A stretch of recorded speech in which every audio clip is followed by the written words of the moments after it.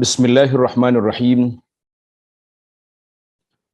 Alhamdulillahi rabbil alamin. Wa bihi nasta'in ala umurid dunya waddin. Wassalatu wassalamu ala al-mab'uthi rahmatan lil alamin. Nabiyyina wa habibina wa qudwatina Muhammad ibn Abdullah wa ala alihi wa sahbihi wa man sar ala nahjihi wa ihtada bihadihi wastanna bisunnati ila yaumiddin. Amma ba'du.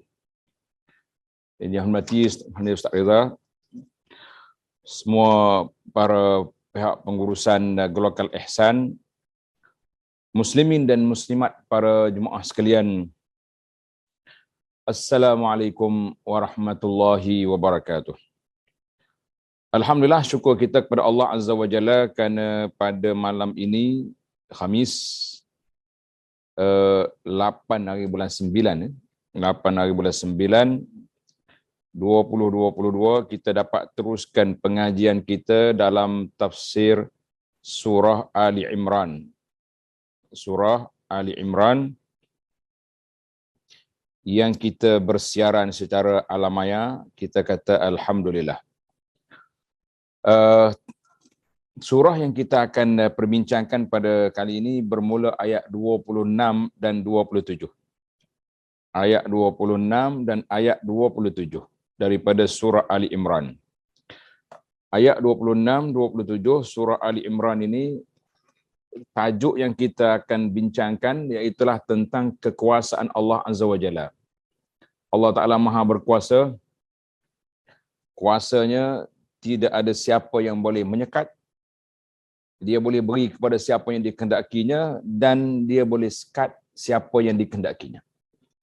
Itu dia panggil kuasa mutlak yang tidak ada siapa boleh menghalang, tidak ada siapa yang boleh menyekat, tidak ada siapa yang boleh mengurang atau menambah-nambah daripada apa yang dikehendaki oleh Allah Azza wa Jalla. Baik para jemaah sekalian, seperti biasa kita akan mulakan pengajian kita dengan membaca ayat. Kita baca ayat dulu. Bagi jemaah yang ada tafsir, elok sangatlah kalau boleh kita bertafsir. Kalau tak ada tafsir Aisyah ni pun, saya harap para jemaah kita ada kitab, mana-mana tafsir, guna tafsir yang pagi, kuliah pagi kita pun, tafsir Pimpinan Ar-Rahman, itu pun baik. Dan kalau ada tafsir Aisyah yang lagi baik. Tapi tak apa, ayat Quran itu sama, mana-mana ayat pun sama, cuma mungkin cara terjemahan. Kalau terjemahan orang Malaysia pun berbeza-beza. Sekarang ni ada satu terjemahan baru yang dikeluar oleh Mujammad Malik Fahad, yang diterjemahkan oleh beberapa orang pensyarah kita daripada UIA. Dia telah diterima pakai di Mujammad Malik Fahad di Madinah, dicetak di Madinah. Jadi kalau tuan-tuan pergi ke Madinah, pergi ziarah Mujammad Malik Fahad, minta dengan dia, kata nak Quran terjemahan bahasa Malaysia, ada di sana. Jadi biasanya kalau pergi ziarah tempat dia tu free je. Boleh apa-apa di free. Jadi para jemaah sekalian, kita mula baca ayat kita, kemudian kita pergi kepada huraian dan penjelasannya secara ringkas insya-Allah. A'udzu billahis samii'il 'aliim minasy syaithaanir rajiim. Qulillahumma malikal mulk tu'til mulka man tasha'u wa tanzi'ul mulka mimman tasha'u wa tu'izzu man tasha'u wa tudhillu man tasha'u biyadikal khair innaka ala kulli syai'in qadir. Tulijul layla fin nahari wa tulijun nahara fil layl wa tukhrijul hayya minal mayyiti wa tukhrijul mayyita minal hayy wa tarzuqu man tasha'u bighairi hisab.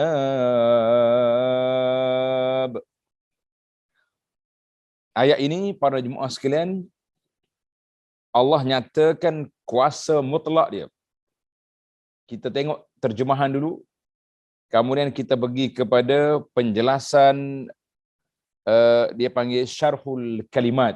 Nah, dalam kitab kita ni, Aisarut Tafasir, dia ada makna kalimat yang kita boleh belajar beberapa kalimat yang pendek, dan kalau boleh saya syorkan para jemaah boleh ambil, boleh hafal dulu.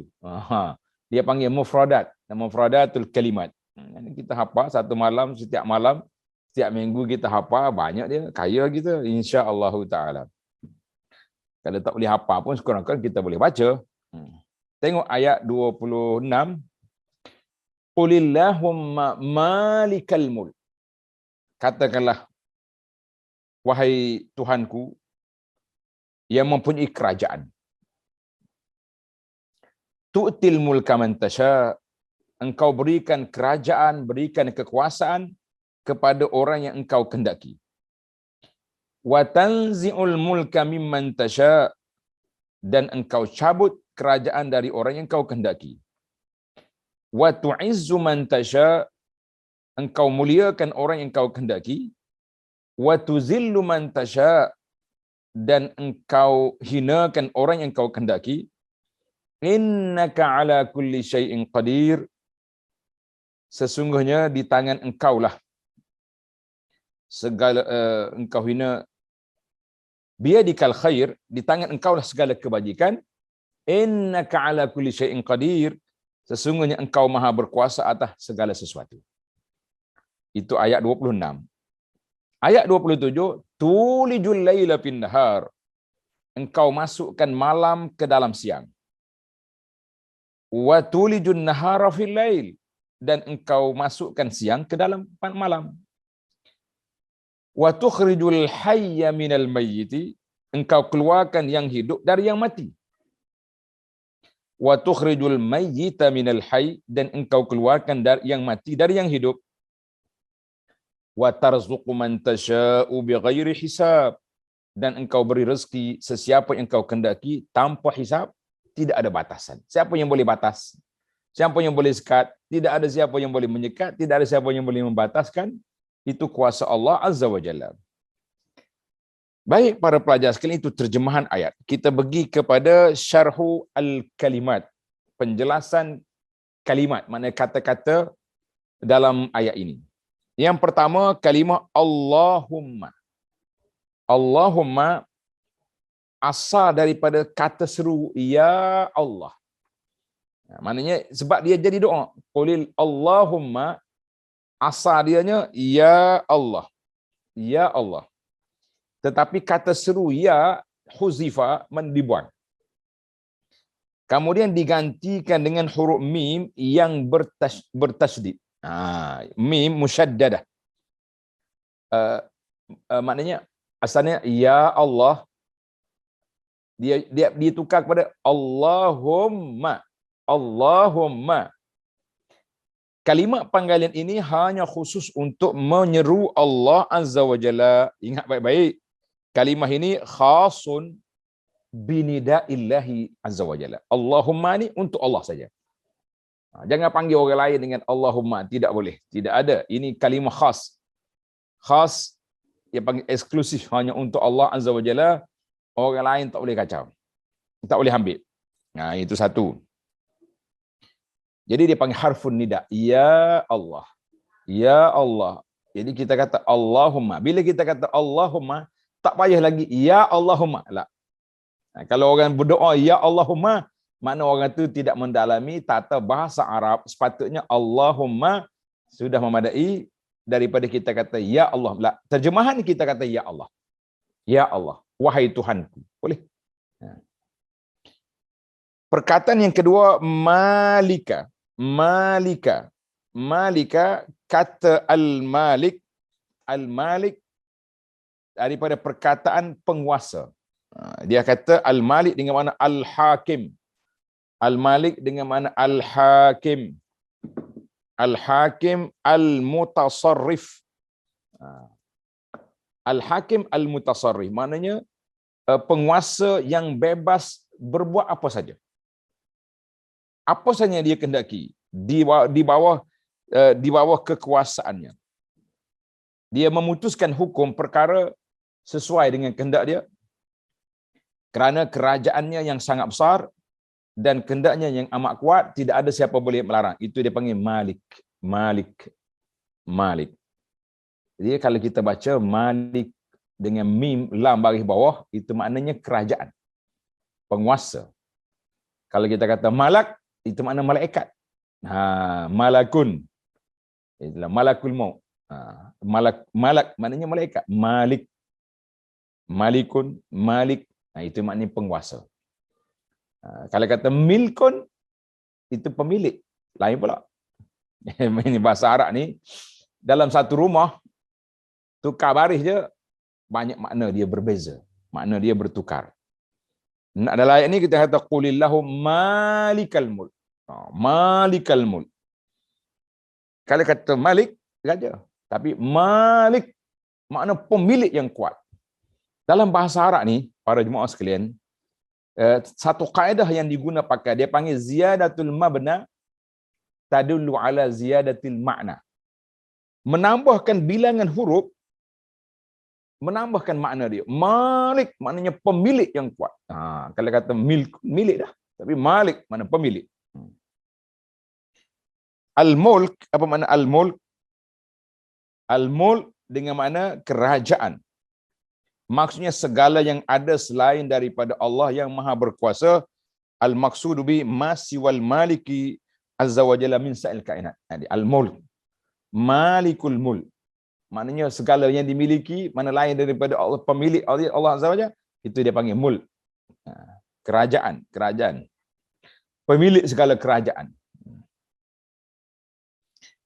Tu'til mulka, maknanya engkau berikan kekuasaan kepada sebahagian orang untuk mengatur sebahagian urusan kerajaan. Yakni as-sultan wa tasarrufi ba'dil malakut. Allah Ta'ala beri kuasa, tu'til mulka. Engkau beri kekuasaan itu. Maknanya kuasa kita beri untuk mengatur hidup. Contohnya kerajaan beri kuasa kepada pemerintah. Di negara kita Malaysia ni, orang panggil yang di-Pertuan Agong. Ataupun Perdana Menteri. Negara lain Presiden. Itu kuasa diberi. Sepatutnya diberi kuasa itu untuk melaksanakan undang-undang Islam. Undang-undang syariat. Tapi apa boleh buat, manusia ni terikat dengan undang-undang yang diterima pakai daripada penjajah negara masing-masing. Mudah-mudahan benda tak akan bertukarlah, insya-Allah. Tulijul laila fin nahar. Tulijul laila fin nahar. Engkau masukkan malam ke dalam siang sehingga tidak ada malam yang tersisa di waktu siang. Allah Ta'ala gambarkan tulis, makna masuk. Kita kata macam kita ambil satu benda masuk dalam bekas. Bila masuk tu benda tu dalam bekas, tak nampaklah dia. Mana nampak? Demikianlah gambaran malam dengan siang. Bila mari malam, siangnya tak ada. Ada sekejap waktu perubahan. Contohnya bila maghrib, matahari dah terbenam, tapi kita lagi sisa-sisa cahaya. Dia panggil asyafaqu fil ufuq, cahaya merah di kaki langit. Ini istilah kita. Tapi cahaya ni sekejap je, dia berakhir bila masuknya waktu Isya, tamaklah cahaya, Isya pun datang. Malam full. Subuh macam tu juga. Bermula dengan fajar, cerah di langit, cerah, akhir sekali hilang dia punya malam. Allah gambarkan tulij. Tengok dalam ayat ini, tulijul laila fin nahar wa tulijun nahara fil lail. Dimasukkan malam ke dalam siang, siang masuk dalam malam. Bila mari ada malam, tak ada satu juzuk. Ini malam, ini siang. Kecuali ada satu negara mana tu, yang sebelah-sebelah tu. Saya terlupa dah keluar dalam berita dalam internet tu, keluar sebelah-sebelah. Sebelah ni siang, sebelah ni malam. Itu ada. Tapi kita mengatakan secara umumnya malam itu masuk dalam siang dan siang itu masuk dalam malam. Bila masuk maknanya tak ada lagi kesan-kesan. Allahu Akbar. Ini kuasa Allah Azza wa Jalla. tukhrijul hayya minal mayyit. Engkau keluarkan makhluk yang hidup dari makhluk yang mati. Nah, ini kita boleh break panjang di sini insya-Allah. Apa makna keluar yang hidup dari yang mati? Apa makna? Engkau keluarkan makhluk yang hidup dari makhluk yang mati. Baik makhluk yang bersifat fizik maknanya bersifat benda. Seperti ayam berasal dari telur dan telur berasal dari ayam. Allahu Akbar. Tua Syekh kita ni buat bandingan dengan telur, payah lalu kita nak kira. Nak kira. Sebabnya anak daripada budak lagi kita suka dengar perbahasan tuan-tuan guru kita dalam kitab-kitab lama, kitab baru, kitab Jawi, kitab Arab tentang siapa dulu. Antar ayam dulu ke telur dulu? Sudah. Dia kata ayam mari daripada telur. Betul tak? Mana ada telur kalau tak ada ayam? Jadi ayam mari daripada telur, telur mari daripada ayam. Siapa dulu? Wallahu alam. Itu jawapan yang paling tepat. Yang pentingnya tukhrijul hayya minal mayyit wa tukhrijul mayyita minal hayy. Ayam hidup mengeluarkan telur. Telur macam mati, tapi lama-lama telur hidup juga keluar anak dalam tu. Allah tersedut cari. Kita ni kalau duduk bahas 3 hari 3 malam, ayam dulu ke telur dulu, tersedut bicara. Habis masa. Habis benda, habis tenaga. Tak, faedahnya tidak ada. Ataupun makhluk yang bukan fizik, mana bukan benda. Contoh dia kata wa minal ma'nawiyat. Maknawiyat tu maknanya benda maknawi, bukan benda. Seperti engkau lahirkan keimanan orang mukmin dari orang kafir. Tukhrijul hayya minal mayyit, orang kafir ni asal dia kafir, kemudian dia beriman. Ataupun bapaknya kafir, anak dia beriman. Itu baguslah. Yang kita bimbangnya bapaknya beriman, anaknya kafir. Nauzubillah. Bapak beriman tapi anak dia kafir. La, kita tak mau yang tu. Itu dipanggil keluar. Kan banyak contoh-contoh di kalangan zaman sahabat. Contohnya Abu Jahal dengan anak dia. Abu Jahal kafir, ada anak dia masuk Islam. Itu dia panggil tukhrijul hayya minal mayyit. Orang yang hidup hati dia keluar daripada orang yang mati hati. Abu Jahal contohnya. Salah seorang daripada wa mar'ata Lut. Nabi Lut alaihissalam dia beriman tapi isteri dia kafir. Anak Nabi Nuh, na'udzubillah. Kita minta berlindung Allah Taala. Jadi boleh orang kafir keluar daripada yang hidup.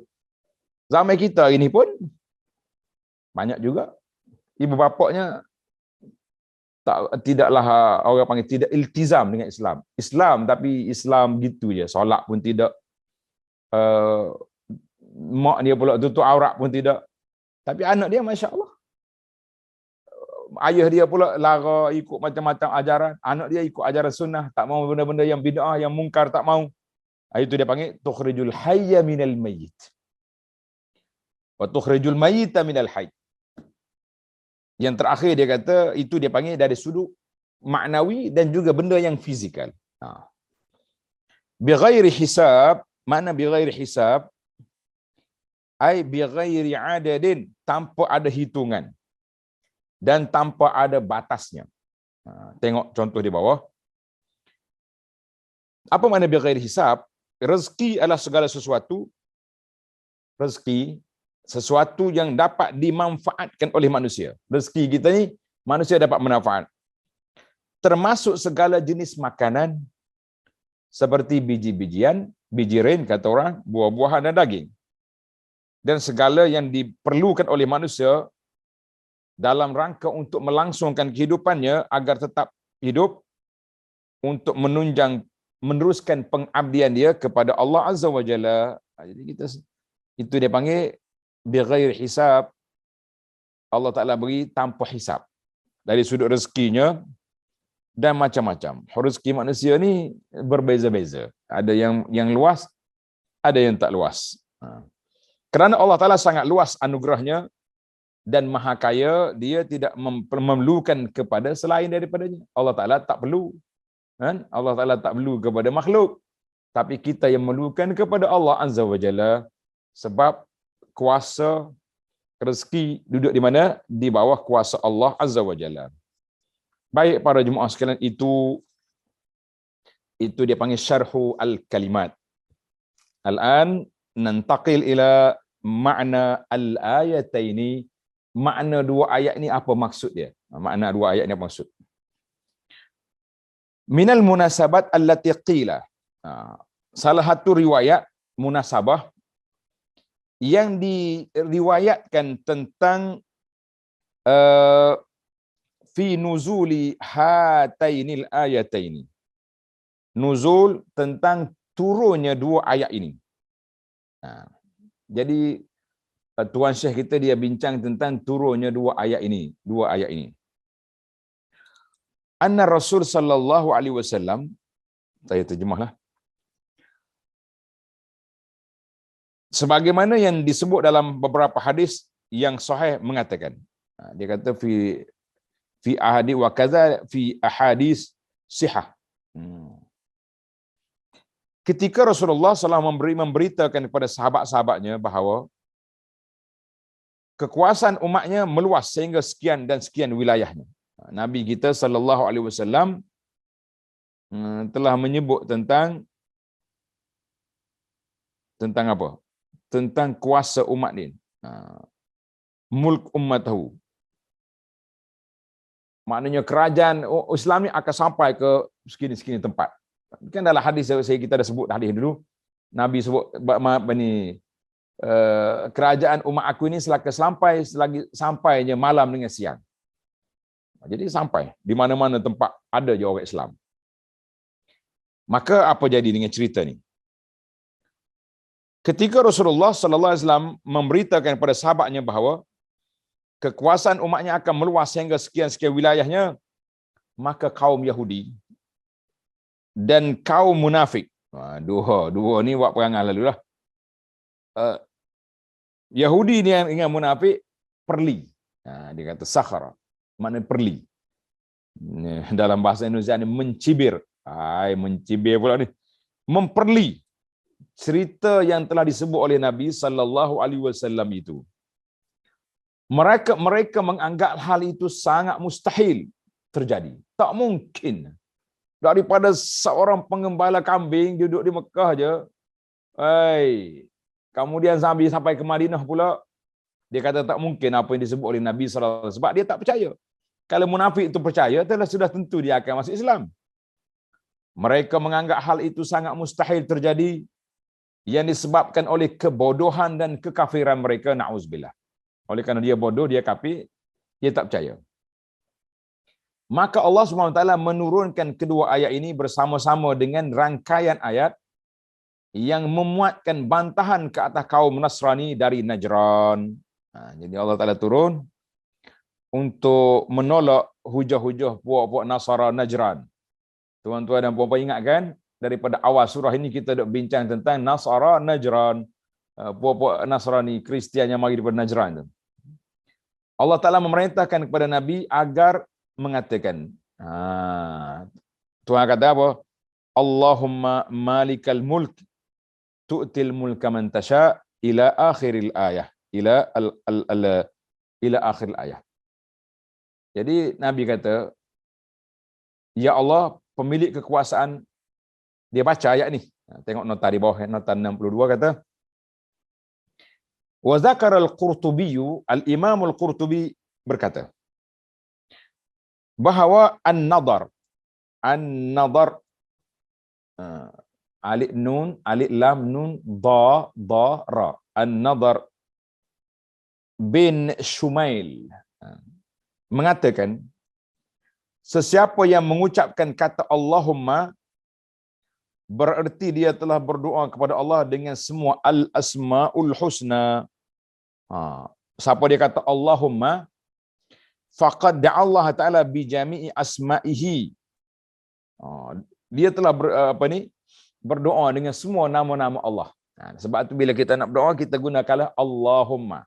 Allahumma ghfirli. Allahumma tub alayya. Allahumma atini. Jadi siapa dia guna perkataan Allahumma ini, maka dia akan telah menggunakan semua nama-nama Allah Ta'ala Al-Asma'ul Husna. Itu kata di An-Nadhr Ibn Shumail. Wa qala Al-Hasanul Basri, Al-Hasanul Basri rahimahullah, dia kata apa? Allahumma, kalimah Allahumma, ambil asal daripada kalimah ya Allah tadi. Tajma' ad-du'a. Kalimah Allahumma itu meliputi segala macam doa permohonan. Jadi elok sangatlah kalau kita berdoa, kita kena mula dengan doa dengan apa? Kita mula doa dengan kalimah ini. Allahumma, Allahumma. Baik, tengok atas balik. Allahumma malikal mulk tu'til mulka man tasha. Ya Allah, pemilik kekuasaan, engkau berikan kekuasaan kepada siapa yang engkau kehendaki. Sampai, dan seterusnya, maknanya sampai ke akhir ayat lah. Itu maksudnya ila akhiril ayat dan seterusnya itu.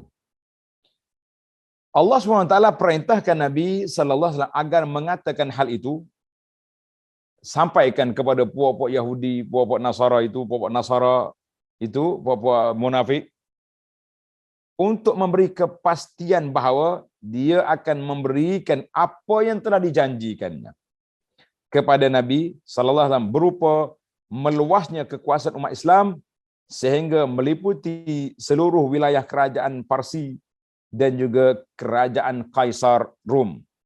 Rom yang ada di kawasan Arab tu semuanya akan dikuasai, ditakluk oleh Islam selepas itu. Kaisar negara Parsi jatuh, Rom juga jatuh.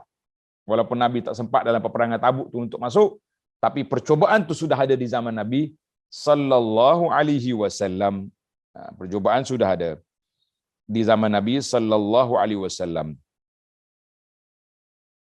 Nabi sallallahu alaihi wasallam juga diperintahkan agar membantah kaum Nasrani yang menuhankan Nabi Isa. Jadi Allah Taala suruh suruh Nabi kita bantah walirad ala dalalin nasara fi ta'lihi Isa. Puak Nasara sampai mereka menuhankan Isa. Kerana Tuhan yang berhak untuk disembah hanyalah Tuhan yang memiliki kerajaan alam semesta seluruhnya, dan hanya Dia semata yang bebas melakukan apa yang Dia kehendaki. Allah Ta'ala saja yang berkuasa. Allah memberikan apa yang Dia kehendaki kepada siapapun yang Dia kehendaki, dan Allah mencabut apa saja yang telah diberikan kepada manusia dengan cara apapun dan bila saja Dia kehendaki. Kita tengoklah kerajaan-kerajaan dunia ni, ada orang memerintah 2 tahun, ada yang tak sampai, ada yang 20 tahun, ada 30 tahun, macam-macam Allah Ta'ala. Maka dia tukar kerajaan itu. Dia tukar kekuasaan itu, kuasa Allah Azza wa Jalla. Karena itu orang yang memerintah jangan sombong. Orang yang memegang tampuk kekuasaan jangan sombong. Bila-bila ya Allah Ta'ala boleh tukar. Tapi masalahnya penguasa-penguasa ni, lagi lama dia berkuasa, lagi dia angkuh. Dia ingat Tuhan terlupa nak tukar dia punya kedudukan. Itu bahaya. Tidak ada seorang pun yang dapat menghalangi apa yang dilakukan oleh Allah Azza wa Jalla. Siapa nak sekat? Tidak ada seorang pun yang dapat menghalangi apa yang dilakukannya, dan tidak ada seorang pun yang boleh melawan ketika Allah memberi atau mencabut kekuasaannya. Jadi kita ingat kan? Allahu Akbar. Dalam hadis Ibnu Abbas yang panjang tu, apa ni? Nabi sebut apa ni? Kalau seluruh manusia berkumpul, seluruh manusia berkumpul, lawijtamatil ummah ala an yanfa'uk. Manusia berkumpul untuk beri manfaat kepada kamu, kamu tak akan dapat beri manfaat kecuali apa yang telah diizinkan oleh Allah. Kalau seluruh manusia berkumpul untuk beri mudarat kepada kamu, juga kamu tak dapat beri mudarat kecuali apa yang telah ditetapkan oleh Allah Azza wa Jalla. Jadi manusia ni tak ada kuasa. Dia boleh buatlah. Allah memuliakan orang yang tadinya hina dan menghinakan orang yang mulia. Bolehlah. Ada orang yang dulu mulia, sekarang ni hina. Ada orang dulunya hina, sekarang ni mulia. Bila saja hal itu dikehendakinya, hanya di tangan Allah segala kebaikan, bukan di tangan kuasa lain daripada Allah Azza wa Jalla. Tengok huraian ayat. Begitu juga segala keburukan. Ya, dia ada tambahan di nota kaki nombor 63. Dia kata demikian juga wasyarru, demikian juga keburukan berada dalam genggaman kuasa Allah Azza wa Jalla. Tetapi dalam ayat ini hal itu tidak dinyatakan. Dalam ayat ini Tuhan kata dia sebut yang baik ya. Wa tu'izzu man wa tuzillu man tasha biyadikal khair. Di bawah kuasamu ya Allah, di tanganmu lah segala kebajikan. Dia tak kata biyadikal syarr. Lis, kenapa?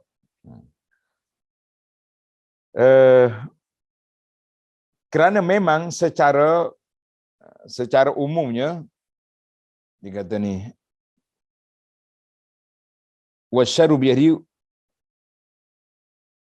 wa huzifa, dan tidak disebut tu secara umumnya, yang sebaliknya macam itulah. Kalau Allah Taala beri kemuliaan, segala kebaikan di tangan Allah, benda-benda buruk juga di bawah kuasa Allah. Kita kena akur itu.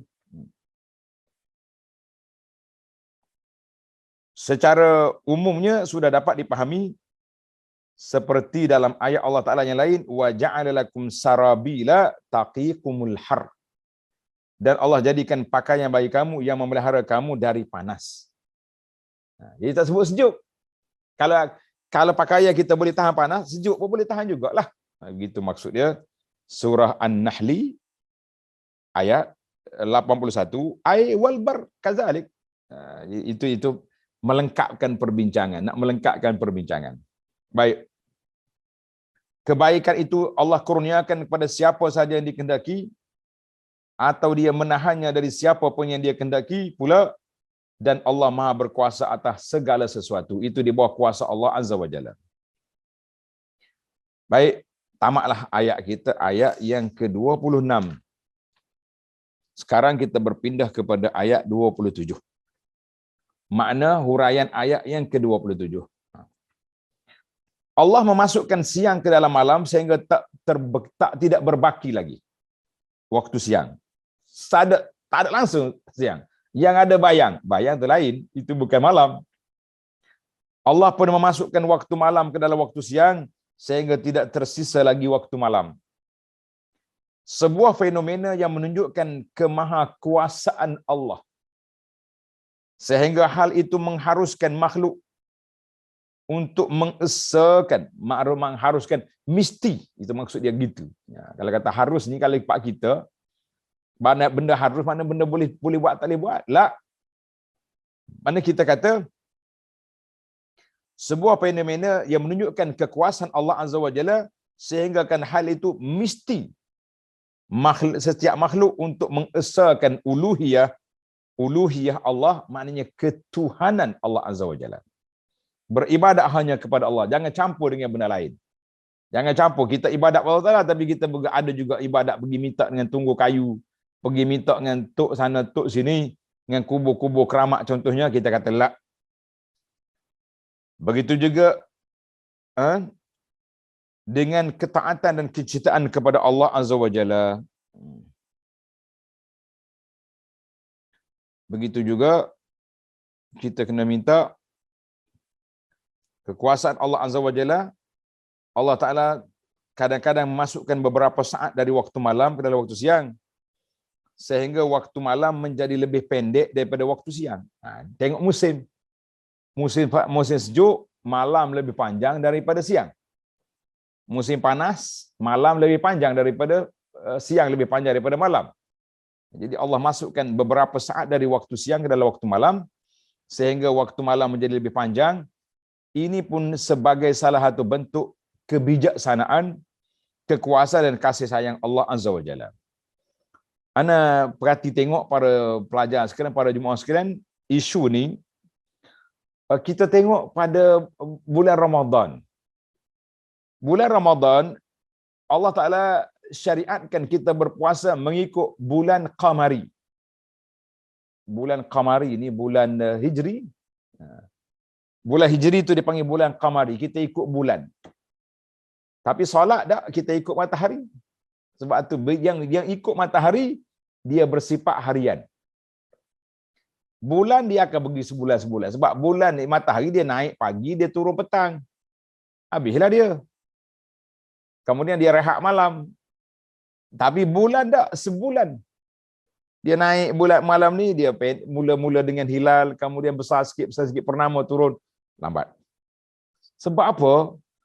Ibadat kita tu diletakkan pada hijri, tidak ikut syamsi. Qamari, tidak ikut syamsi. Jawabnya Allah nak suruh kita rasa. Bila waktu kita puasa musim panas, kita rasa Masya Allah, sukanya, senangnya puasa musim sejuk. Pendek siang, malam panjang, udara sejuk, udara tak dahaga. Bila mari musim sejuk, kita syukur pada Allah Ta'ala. Allah, kalau puasa musim panas, Masya Allah, penat. Jadi tuan-tuan sendiri, tuan-tuan dan puan boleh rasa. Kita yang duduk di negara kita ni kadang-kadang tak terasa hujan sentiasa. Tak. Ana tak usah duduk dalam negara yang kutuk-kutuk ni yang berbeza jauh sangat. Duduk di Madinah ya, Mekah. Madinah Mekah musim sejuk musim panas jauh dah beza. Musim sejuk ni segelas air Zam-Zam dah cukup. Musim panas jangan kita tak 3 gelas air Zam-Zam depan kita. Allah nak tunggu azan. Itu dia panggil supaya Allah Ta'ala masukkan malam ke dalam siang bila pada musim sejuk, musim panas.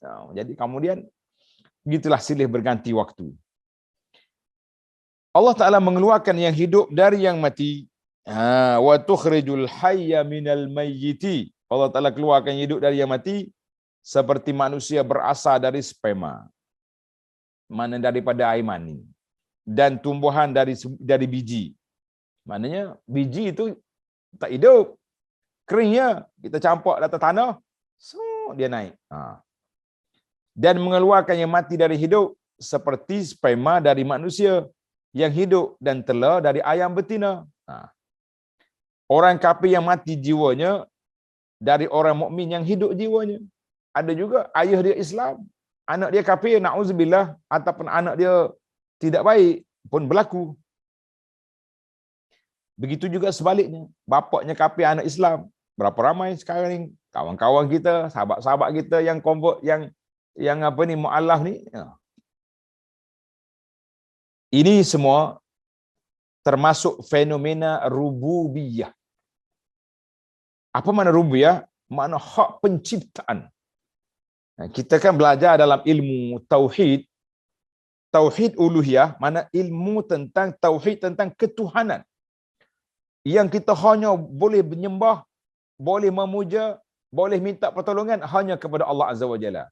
Kemudian mari kepada tauhid rububiyah, mana kita tahulah yang maha pencipta, yang mencipta, yang mentadbir, yang menyusun atur alam ini siapa?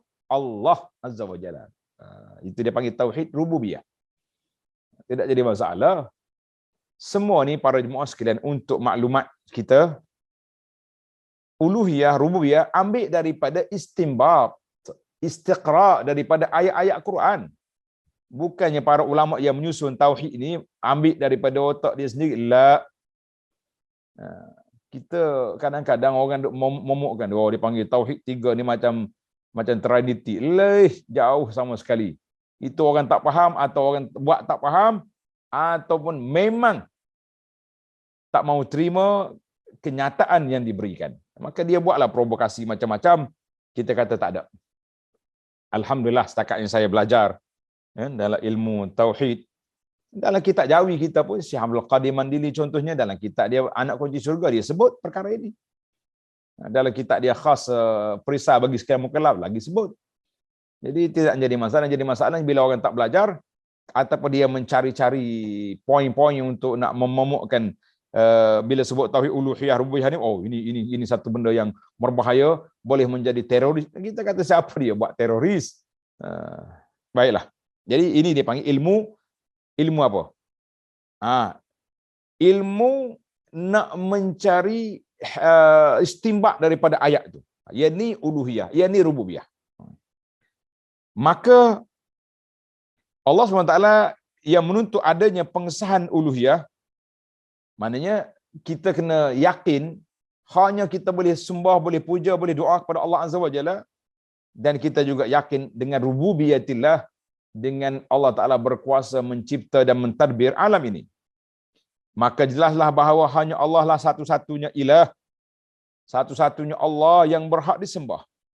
Tidak ada Rabb, tidak ada Tuhan selain dia, dan tidak ada ilah, tidak ada Tuhan yang berhak dipuja dan puji selain daripada Allah Azza wa Jalla. Nah, itu para. Dengan penjelasan ini, berarti ayat ini menegaskan dua hal penting. Dalam ayat ini Allah Ta'ala tegaskan dua perkara yang penting.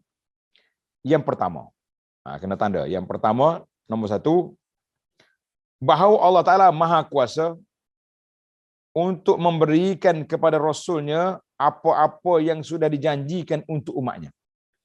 Allah Ta'ala Maha berkuasa, annallaha qadirun, untuk beri apa dijanjikan kepada umat dia, Allah Ta'ala dah beri pada kita. Alhamdulillah. Yang kedua, anna Isa, bahawa Nabi Isa hanyalah seorang hamba Abdullahi wa Rasuluh, seorang hamba semata yang disusun oleh Allah Ta'ala agar ia menyembah Allah. Dia sendiri itu penyembah Allah. Bukannya orang kena sembah dia. La. Dia juga Abdullahi wa Rasuluh, menjadi Rasul. Dan Allah memuliakannya dengan diutuskannya dia sebagai Rasul yang dikuatkan dengan berbagai mukjizat. Dikuatkan dengan berbagai mukjizat. Jadi alhamdulillah. Ini dua perkara yang kita kena belajar dalam ayat ini. Yang pertama, Allah Ta'ala berkuasa untuk berikan apa yang dijanjikan. Yang kedua, semua pahaman ataupun yang dikatakan, yang dipegang oleh puak-puak Nasara itu adalah satu benda yang tidak betul. Satu benda yang tidak betul. Tidak boleh dipakai. Karena dia menyalahi apa yang telah diajar oleh Allah Azza wa Jalla, apa yang diturunkan oleh Allah. Tuhan kata Isa Abdullahi wa Rasuluhu. Allah kata Isa tu hamba Allah dengan Rasul.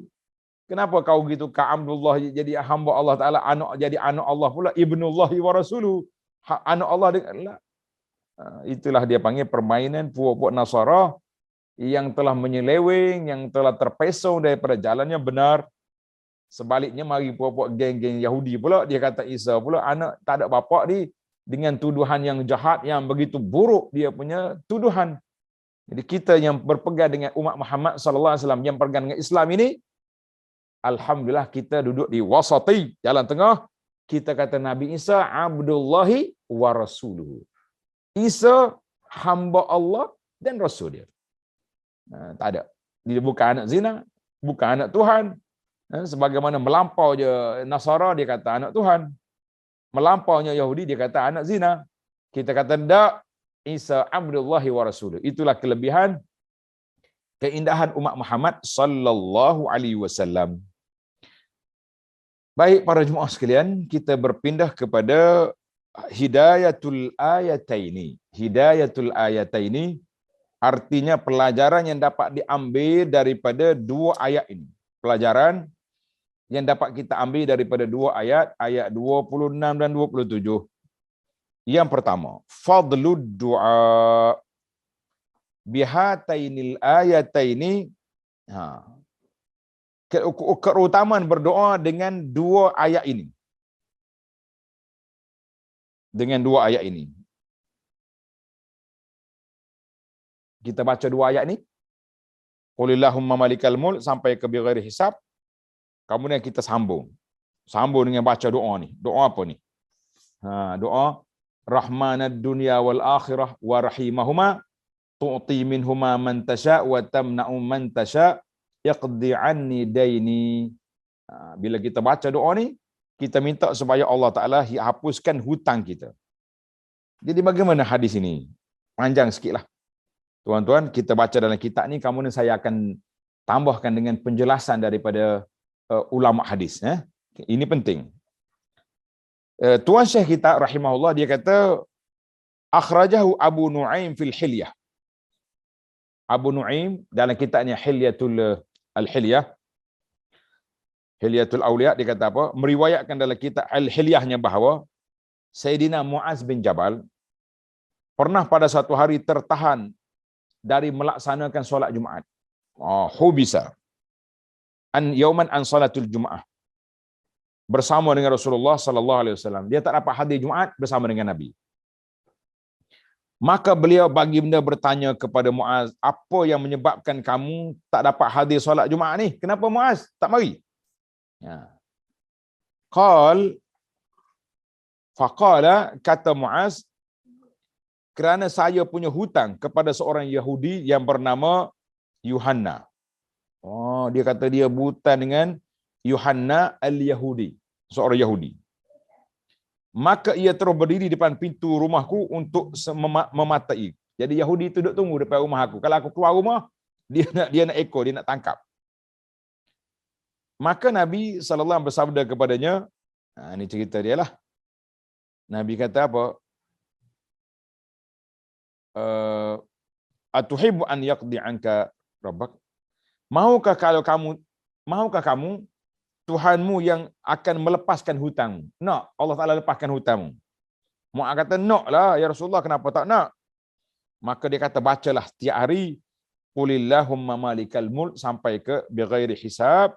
Kemudian dia sambung dengan yang doa yang kita baca tadi, rahmanad dunya wal akhirah war rahimahuma. Wahai Tuhan yang Maha Pengasih bagi dunia dan akhirat dan Maha Penyayang bagi keduanya, tu'ti minhuma man tasha, engkau berikan kurnia dari keduanya dunia dan akhirat kepada siapa yang engkau kehendaki, wa tamna'u man tasha, dan engkau halangi siapa yang engkau kehendaki pula. Iqdi anni daini, lunaskanlah hutangku ini. Jadi dia kata apa? Falau kana alaika mil al-ardi zahaban la addahu anka. Seandainya kamu punya hutang emas sepenuh bumi, pasti Allah akan melunasi hutang kamu. Jadi Tuan Syekh kita rahimahullah taala, dia tak nyatakan darjat hadis ini. Kita pun nak ramai orang kita ni berhutang ni. Kan? Ramai orang yang berhutang sekarang. Jadi macam mana dengan hadis ini? Jadi para pelajar sekalian, kita pergi kepada huraian hadis.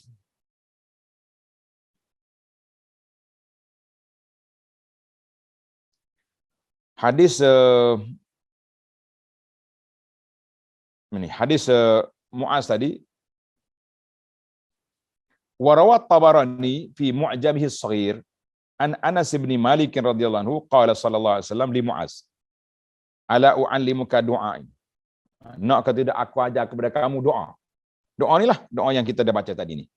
Kalaulah kamu ni ada sebesar bukit Uhud, hutang pun Allah Taala akan lunaskan. Jadi Mu'az kata naklah. Dia kata bacalah Allahumma malikal mulk sampai kepada ayat Allahumma malikal mulk tu'til mulka man tasha wa tanzi'ul mulka mimman tasha wa tu'izzu man tasha wa tuzillu man tasha biyadikal khair innaka ala kulli syai'in qadir rahmanad dunya wal akhirah wa rahimahuma tu'tiha man tasha tu'tihima man tasha wa ta'minu minhuma man tasha irhamni rahmatan tughnini biha an rahmati man siwak. Ini lafaz dia lagu ni. Maka hadis ini mengikut dalam kitab Muhakkik ni kata wahassanahu, hadis ini dihasankan oleh Syekh Nasiruddin dalam kitabnya Sahih At-Targhib wa Tarhib. Ni hadis ni. Cuma beza sikit lah. Dia saya kata dia tak sebut yang kemudian tu. Ada lagi riwayat lain. Riwayat lain daripada Abdullah bin Mas'ud. Dan ada lagi cerita lain yang saya sebut, cerita dalam ni ketika kita duduk di Mina tu. Hadis apa ni, Bukit Sabir tu. Kan? Jadi ada lagi beberapa riwayat untuk melunaskan hutang itu. Kita kata pentinglah di zaman kita ini, zaman orang yang terperangkap dengan hutang-hutang ni, eloklah kalau kita boleh belajar, boleh baca.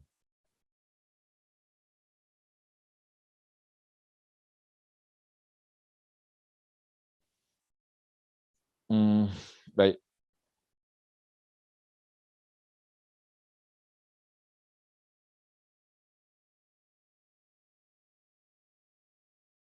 Mana lagi saya punya riwayatnya.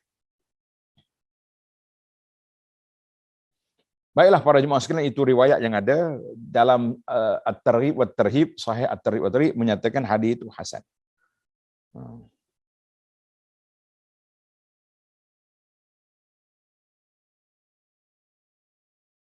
Dalam Al-Munziri juga mengatakan rawahu Tabarani fi as-saghir bi isnadin jayyid.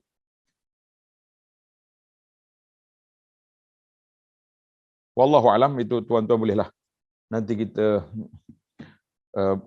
baik, kita berpindah kepada yang kedua. Yang kedua, istijabatullahi li rasulihi. Allah SWT perkenankan permohonan Nabi sallallahu alaihi wasallam dan menunaskan, merealisasikan janji-janjinya bagi umatnya. Apa dia ni? Tengok dalam kitab kita ni, benar. Tengok nota 65, dia kata benar. Kerana Rasulullah SAW tidak meninggalkan dunia, Nabi kita berjanji kan, nak sampainya Islam ini kepada ini, Nabi kita sallallahu alaihi wasallam sebelum meninggal dunia, seluruh dataran Jaziratul Arab, semenanjung tanah Arab tunduk kepada Islam, memeluk Islam, ataupun kalau mereka tak peluk Islam, mereka duduk di bawah pemerintahan Islam. Dan tidak lebih dari 1/4 abad berikutnya, kekuasaan umat Islam telah membentang dari hujung bumi sebelah barat sehingga ke sebelah timur, dan di antara yang dikuasai kaum muslim ialah wilayah-wilayah yang pernah menjadi kekuasaan, yang pernah dikuasai oleh Rom dan juga Parsi. Dia alhamdulillah. Kita kata alhamdulillah. Cuma dan kita dah menguasai Andalus berapa ratus tahun sudah di bawah pemerintahan Islam, tapi kita kehilangan Andalus dengan sebab kelemahan kita, mungkin dengan sebab ketidakkesatuan kita. Kita di Malaysia hari ini pun alhamdulillah Islam dalam perlembagaan, walaupun kita kata tak sempurna, ada juga sahabat-sahabat kita yang agak tegas. Bila kita sebut hari merdeka, kata kita ni banyak lagi tak merdeka. Dia kata hari merdeka ialah hari orang membuat perjanjian syirik terhadap Allah Azza wa Jalla. Kita kata para jemaah sekalian, dalam siri yang akan datang ada disebut tentang waktu kita lemah. Boleh tak kita tidak melaksanakan syariat? Bila dah kuat kena laksana. Jadi kita dah merdeka, kenapa tak laksanakan? Itu terpulailah kepada para pemerintah kita yang nak dijawab di hadapan Allah Azza wa Jalla. Tapi kita, bagi kita umat Islam, wajib bagi kita mesti berusaha untuk melaksanakan syariat itu dalam kehidupan kita. Kalau tak boleh dalam kerajaan, dalam kehidupan kena ada. Ana sebut banyak kali kepada di hadapan pemimpin-pemimpin umat Islam, kita kata kita nak buat hudud, nak laksanakan undang-undang syariat, tapi terhalang dengan perlembagaan. Baik, berapa banyak lagi undang-undang syariat yang tidak dihalang oleh perlembagaan? Kenapa kita tak kuat kuasakan? Contohnya undang-undang kita boleh sekat riba, rasuah.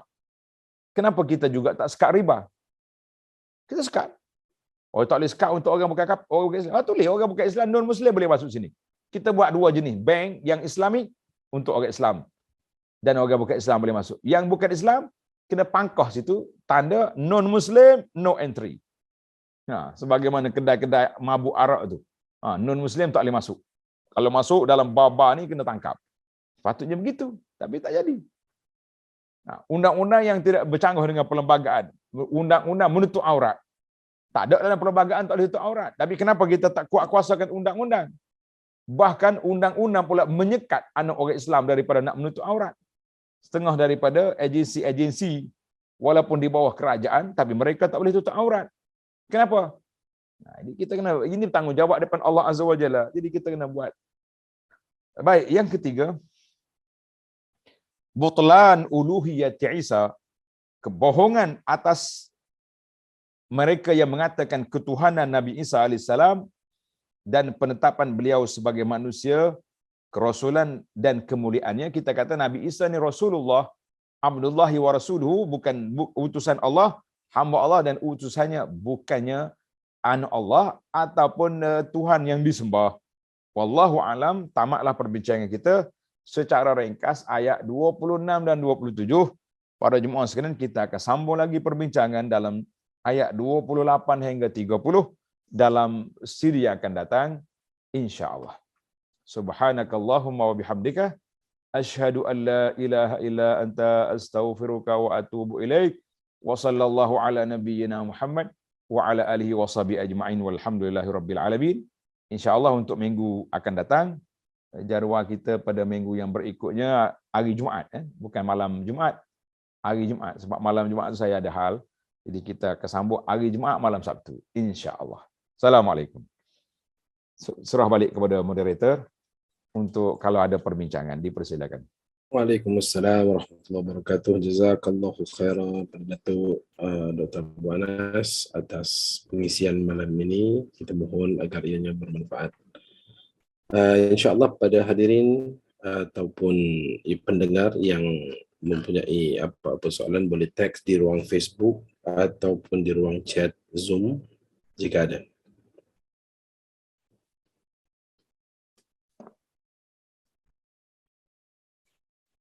Mak nak tanya. Tanya soalan-soalan. Ahmad. Adalah ni anak bangsa mari nak belajar ni. Besar Ahmad. Ataupun siapa ada dalam grup yang nak direct dengan Datuk, boleh on mic untuk bertanya soalan. JPH belakang tu, alhamdulillah. Waalaikumsalam. Assalamualaikum Datuk. Soalan saya, selepas azan subuh, kita baca selawat, kan, diikuti dengan selawat. Lepas tu kita baca doa azan. Kemudian kita lengkapkan dengan ayat yang ke-27 ni kan, Tulijul Lailatul Nahar. Kita lengkapkan dengan ayat tu sehingga habis. Saya dapat daripada ada kelas lah juga, tapi saya tak tahu dalilnya apa. Mana bacaan yang lepas tu? Ya, Tulijul Lailatul Nahar tu. Nanti kita tengok dia punya takhrij nanti minggu depan lah. Ya, baik, terima kasih Datuk. Baik, salam. Okey, insya-Allah minggu depan kita hutang apa Puan Zainab tadi Zainab Halim. Ada satu soalan, apakah hukum mengundi pemimpin yang bukan Islam? nanti nak mengundi lagi lagi. Nanti nak mengundi waktu kita balik. Tunggu bubar dulu Datuk deh. Tunggu bubar dulu. Lepas tu kita kejap sedap lah bab ni. Kita kena buat tadi nak bicara. Dia ada masalah, ada semualah. Kita nak kata secara total pun sukar, kan? Kadang-kadang dia bertembung sama kawasan. Jadi payah kita nak cakap. Setengah orang tu soalan dia tanya, boleh mengundi ke tak boleh mengundi kita ni? Siapa peringkat itu? Kita kata dalam negara demokrasi ni kalau tak mengundi, mana kita serah tengkok pada orang terus ya. Nak kata apa? Lagi bahaya. Macam mana kalau orang sebahagian dia baca fatwa-fatwa daripada negara lain yang mana wakil tak sama dalam negara ini, kemudian dia bawa fatwa tu dan mengamalkan Datuk di sini? Memang agak satu benda yang sukar lah. Anak sendiri apabila dulu, ingat tak waktu kita duduk di Jordan, duduk di Madinah, kan masa tu berlakunya serangan daripada sebahagian pejuang di Palestin kepada penempatan Yahudi, kan? Jadi pada waktu itu orang tanya di Madinah, Syekh kami di Masjid Nabawi, dia kata is'al ulama Palestin hum adra minna. Dia kata, tanya ulama Palestin, dia lebih tahu daripada aku. Aku duduk sini dalam keadaan senang aman, dia duduk di bawah serangan bom di sana sini, mereka lebih tahu daripada kita. Jadi kita rasa macam itulah. Jadi ada benda-benda jangan duduk bawa lah. Bukan kata fatwa luar tak boleh masuk zaman globalisasi ni, tapi ada benda yang keserasian dengan suasana yang kita ada tu. Wallahu a'lam. Baik, jazakallah khair. Setakat ni yang lain tu faham dah insya-Allah.